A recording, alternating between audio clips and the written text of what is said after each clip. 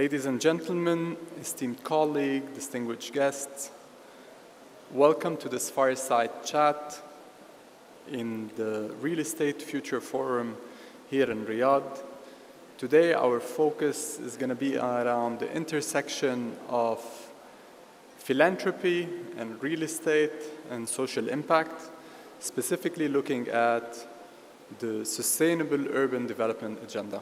My name is Haidar Ammar. I'm a managing director and partner with the Boston Consulting Group. I lead our social impact practice in the Middle East, working with philanthropies, government, multilateral institutions on advancing the social impact agenda all around the world, specifically for the most vulnerable segment of the society.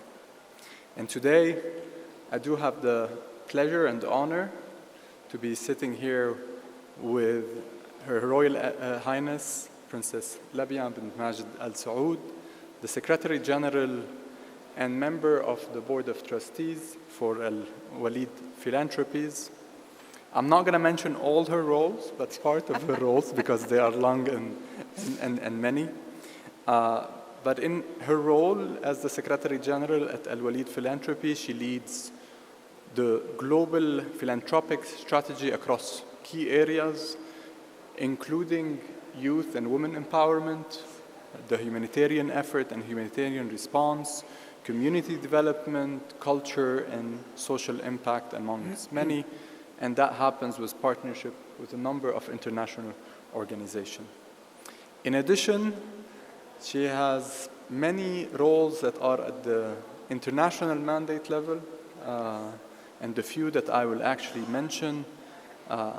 You are the UN Habitat Global Ambassador for the Arab State. Yes. You are also a global champion for gender equality with UN Women. Yes. And you are also a member of UNICEF's and a global champion on a committee as well. Yes.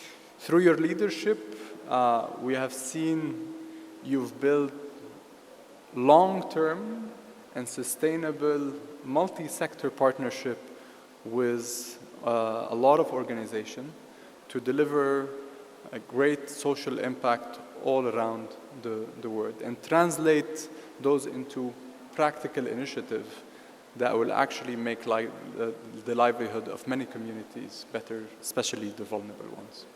We want to thank you for taking the time, for having the chat.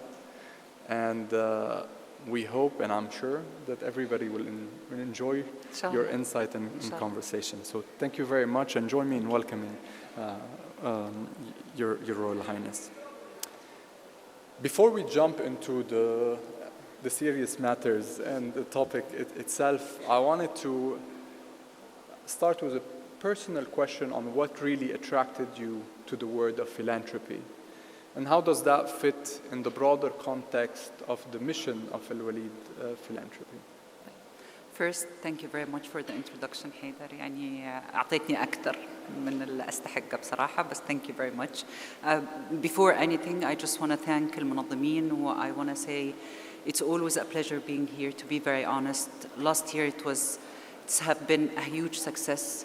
And I look forward always to have the same success in this event because it really put Saudi Arabia as the hub for real estate and partnership. And I'm very glad last year we reached almost with the hundreds of speakers, 120 countries, a lot of partnership been created. And this is how this country is moving forward. So I just want to say thank you very much for everything. Let's go to your question. I think doing good or humanitarian action, it's in our DNA in the Arab world. Yani it's something I think we come to this world with it as a given, to be very honest. But honestly, the person who really put me in this path, I would say it was يعني my mom, Allah يطول في عمرها. She always told me, you don't always look for the need. Try to see the potential in people, because whenever you satisfy a need, and then what's going to happen? So here it's the same. إنه هو ما تعطيني سمكة علمني كيف أصطاد. This is the concept, and it was very much aligned with Alwaleed Philanthropies, to be very honest.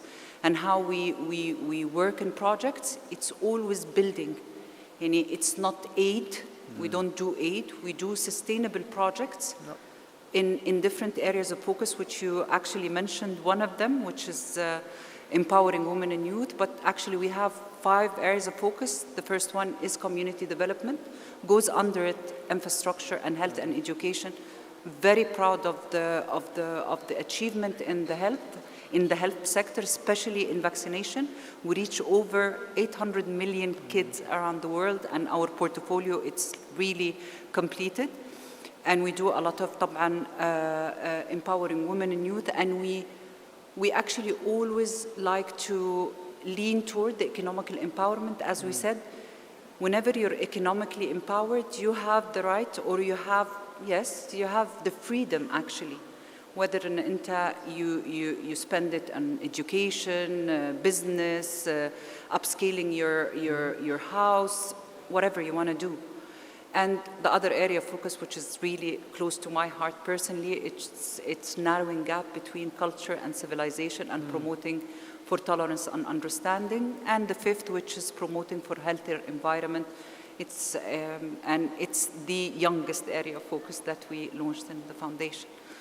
So go back to the question that you said. In Alwaleed Philanthropies, after 45 years, actually this is our 45th year, after almost 1,500 projects, after reaching 1.2 billion beneficiaries around the world, it's really interesting how the humanitarian action is changing with all what's happening around you, with all the technology, and how you can give more. And with a region that it's 60% under 30, a lot of people see it as a burden. We see it as an opportunity, and how to prep those youth to build their own countries and own communities. Amazing. And speaking of the change, and I think you touched upon many topics that we will have a discussion on. We'll start a little bit more on the global stage. And we know that globally, cities in general are witnessing different pressure, sometimes also contradicting pressure points as well, whether we talk about the rapid urbanization that is happening still around the world, whether we talk about climate risk and its implication also on cities and the development, or whether we talk about the affordability agenda that is now high on the priority of many politicians around the world, as well as, unfortunately, the inequality and the rise in also inequality in certain cities as well. Have you seen a model around the world where you would say this is a good model that you'd like to kind of share with us? Or if it's not a good model, maybe lessons that you've learned from in the context of the sustainable urban development, and specifically in the context of the vulnerable housing as well. Yeah. So let's agree on something. Housing, it's not only an asset. And let's agree on this. A house is preserving the dignity of a human being. It's you being safe, and you're content. Your dignity is content at the end of the day. And this is something that His Highness Prince Walid, our chairman, always keep in mind, and he always repeat it, because this is the alphabetic. Now, when we go to different communities and different societies, and the affordability and how you can provide a certain housing project or unit that really resonate with the community. So I'll give you an example that it was really, and we took a lot of awards on this project. It was, actually it's very interesting, it's a French entity. She adopted the method of the Nubian أو البيوت النوبية اللي في النوبة. أي أحد راح مصر يعرف إن البيوت النوبية they have a very hot weather there. So they adopted the same methodology. They took it to Sub-Sahara, We built over 650 units with natural resources. We trained masons, we created jobs, and we provide to the community the housing that they want and they accept. So we always work with community, not for community. So you need to pay this respect and to understand more and spend more in research and data for you to provide what's needed. And this is what we do in the foundation. We don't have one size fits all. We don't do this because this is not right. As long as you're spending to develop communities and to do good and to provide and to close gap, you need to understand what's needed. Yeah, no, absolutely. And maybe that's a great segue. I mean, as your role also in the UN Habitat and as a representative of the Arab state, I can imagine that if we go back to the Arab community, each of the different countries or the region, the Arab state, also have their own economic situation, their own culture situation, their demographic situation that is also quite different. So I wanted to take a little bit of your take and your view on how is the sustainable development agenda different in the context of the Arab state, or how would you perceive that? I'll go back to the same thing. You need to understand. I'll give Saudi Arabia as an example. In Saudi Arabia, the concept of having a house, it was completely different than what's happening now. Now we want something more affordable. Youth want to have a small house that they start with it and then they grow it. Before, there was a completely different concept. With all the changes happening in the community from an economical perspective, people are more logical of choosing the unit that they want to purchase. And what's more interesting is the alignment with the Vision 2030 and how Ministry of Housing are even providing the same need for youth and for people, whether unfortunate families or even youth, whether by secondary or second.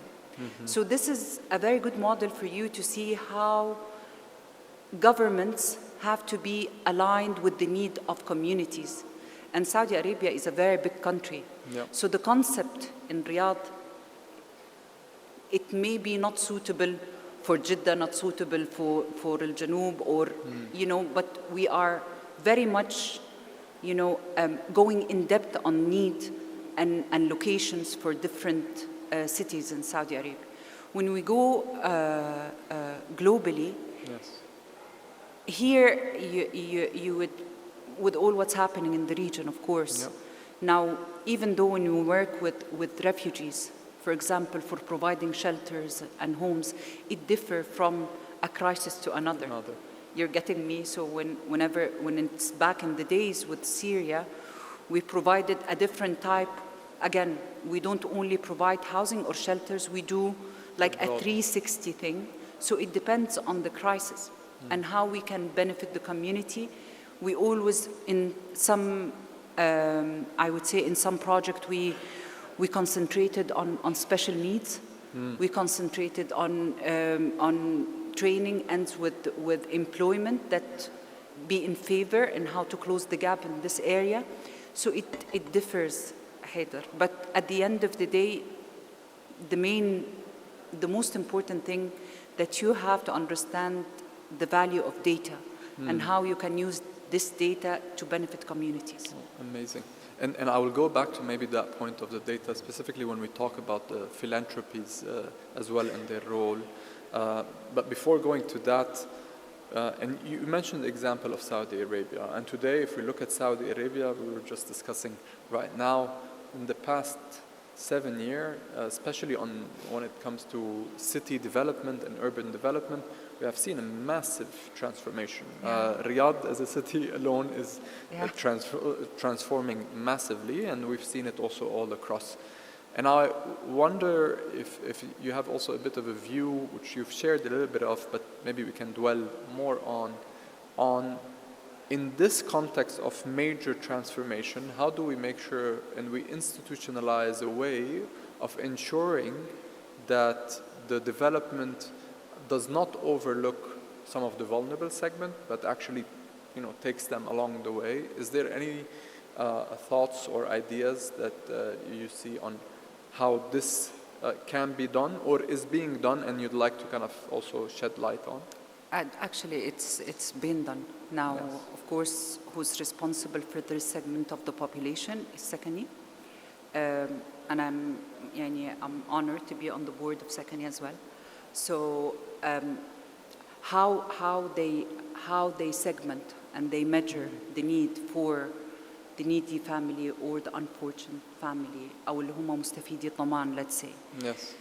It's the same method that we talked about. They're not only looking on only providing a unit. No, it's as well as, yes, developing, yes. It's how you're gonna benefit out of this unit for now, but you shouldn't be for a long period of time a beneficiary for that unit. You should give it to another person, and we develop this beneficiary and we take him from ضماني إلى مستقل أو independent. That a very good example is the affiliation that we have مع وزارة الإسكان وسكن. We provide 10,000 units, which 1,000 units per year. Now we're in the 6th year. We don't only do this. We have, actually, His Royal Highness Prince Walid, our chairman, had the concept that, what he wanted to provide, he wanted to remove, I would say, the burden of the rental or the spending on rental and also on transportation. So what we do, we give a unit and we give a car. Mostly, like I would say 60% of the beneficiaries, they're not only using the car for transportation, they use it as Uber drivers or Kareem drivers. So livelihood. Yes, exactly. So you increase your monthly income, you give them a chance to elevate their economical status, and at the end of the day, you benefit the community.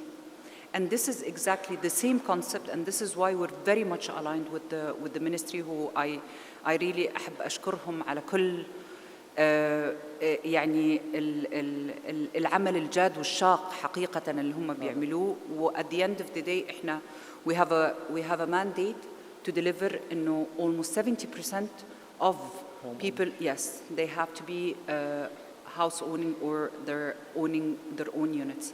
So it's all about, again, understanding the community and how you're going to provide, where it's actually answering the 4 Ws and H for any beneficiaries or project. Well, absolutely. And you tackled a little bit of this topic, and I'd like to also dwell into it a little bit more. And we were actually just discussing also how much philanthropy have evolved overall in the world, but also in Saudi Arabia in the past few years. So I want to take the context of philanthropy in the urban development space, and what is your take on the evolution of the role of philanthropy in this space, and how do you see this partnership also growing between the philanthropy and the pure commercial private sector, as well as the government in that space? And you just mentioned maybe one example that was right here. Actually, this is our, I would say, our belief, or the foundation belief. We always, whenever we enter any country, even though in Saudi Arabia we work in 190 countries around the world, so there is a trio that we have to do. It's us, international entity, governmental, this is in the global level, international entity and local entity, to ensure that what we're delivering, it's really aligned with the need of the community. This is from an international perspective.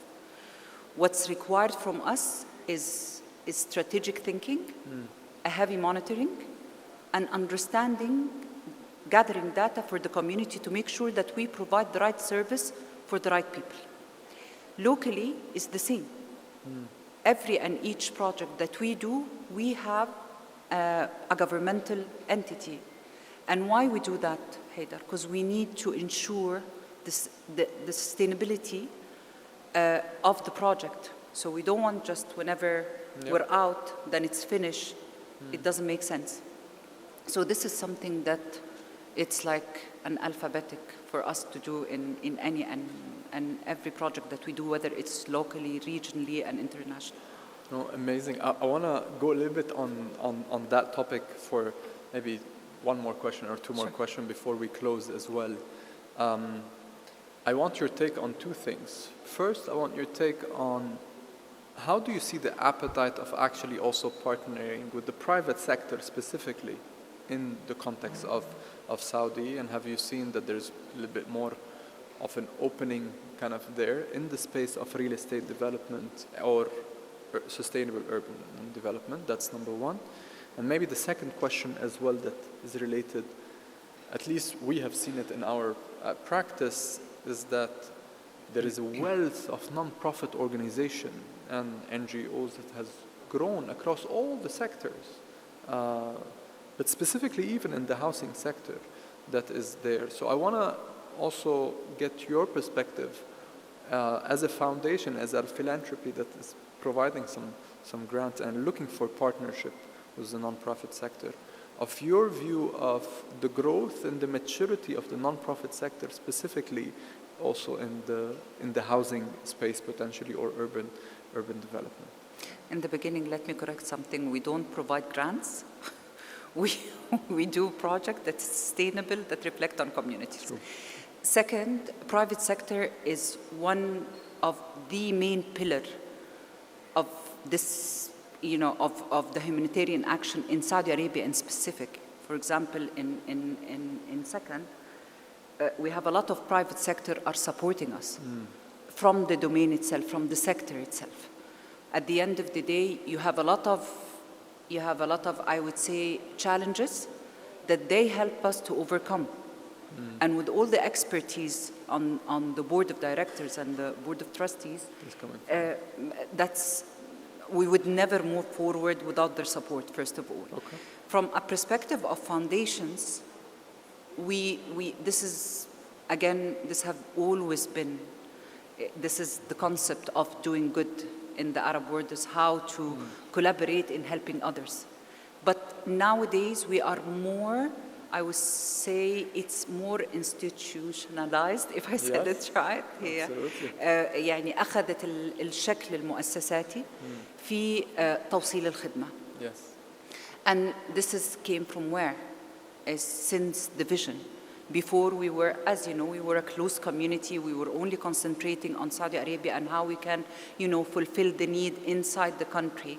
But whenever we have this openness and we start getting expertise and international foundation come here and we collaborate with them, at the end of the day, you already gain knowledge and you gain a new system, how you can apply it and how you can deliver faster, better quality and more, I would say, targeted to the right people with the right partners. The KPIs by itself, it's completely different. And it make it for us more easy to deliver the right service in the right time. Great, amazing. I think we're about to close. We have like 5 more minutes, but I'd like to allow you the time to have also a final, longer message as well for the participant of this forum. If you have one final message to tell them a little bit more around the contribution and development to sustainable urban development all around the world, what would that message be? I would stress on 2 things actually. Let's differentiate between aid, which is extremely important as a first responding in any, or who we would call them the first responder in any crisis. This is extremely important for now. Whenever there is a crisis, it's now. We need to respond now. But at the end of the day, what keeps communities alive is the sustainable projects that happen after you count casualties, what's needed, what is the gap, what happened, and how you're going to fulfill. Actually, we did this in Saudi Arabia. We created a consortium of the biggest funding or the biggest foundation in Saudi Arabia. We call it Al-Tawla Al-Mustadira. Okay. So we study what's needed in the Saudi community and how we can close gaps. And we do a conference every year to display achievement and to highlight the need as well. So when we do this, you have the aid and you have the sustainable, I would say, project that have a tangible and very accurate reflection on the benefit happen in different societies and how you can build on it. And the second thing, you need to understand where you stand for you to understand and to know what's your next step. So لازم تعرف أنت وين واقف, what's the situation now, علشان تعرف أنا حروح يمين أو حروح يسار أو حمشي على طول. So this is my two takes. So I hope we understand the importance of data and research and to apply it on our project, whether it's globally, regionally, or locally. Amazing. I want to thank you very, very much for this insightful conversation. And I hope everybody here enjoyed the conversation as much as I did. Thank you. Thank you for your time. Thank you for your insight. And we look forward to also hearing from you every single time, inshallah, in this forum. Thank you very much. Thank you very much. Thank you. Appreciate it. Thank you so much.